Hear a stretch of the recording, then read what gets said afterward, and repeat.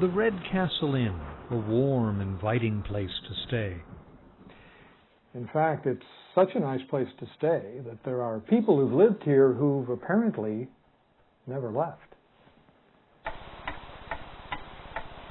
So the inn was built as a family home in 1860 by John and Abigail Williams, who came from the east, along with the rest of the people that were coming across the plains looking for gold.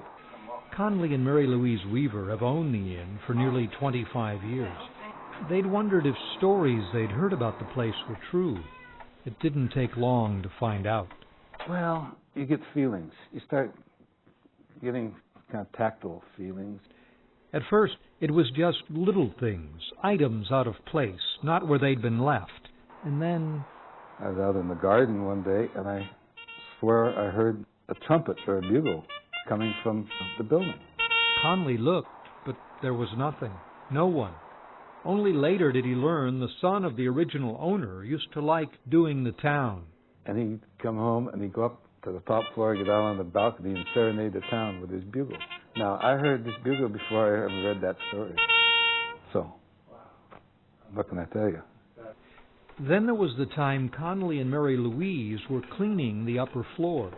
I just saw the tail end of a long gray skirt going into the room. So I turned around, went over there, and I said, Mary Louise?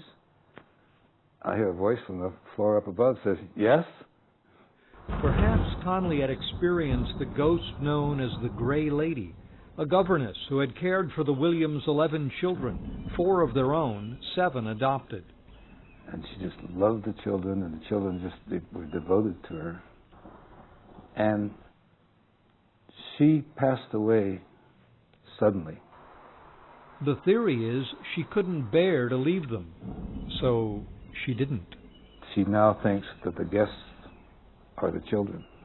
So that's why she comes into the room at night and sits at the head of the bed or hovers over them.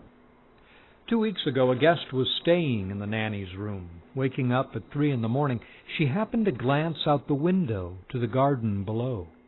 And there, in the moonlight, the figure of a woman in a long Victorian dress.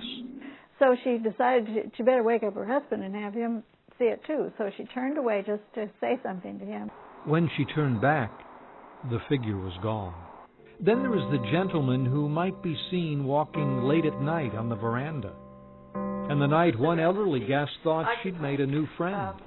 So sometime after she'd set herself up in bed with a good book, a knock came at the door. The guest had a pleasant conversation with the lady who came knocking, but she didn't leave in the usual way. Even so, guests say there's nothing scary about any of this. Instead, it's comforting, they say, knowing someone is there, keeping watch.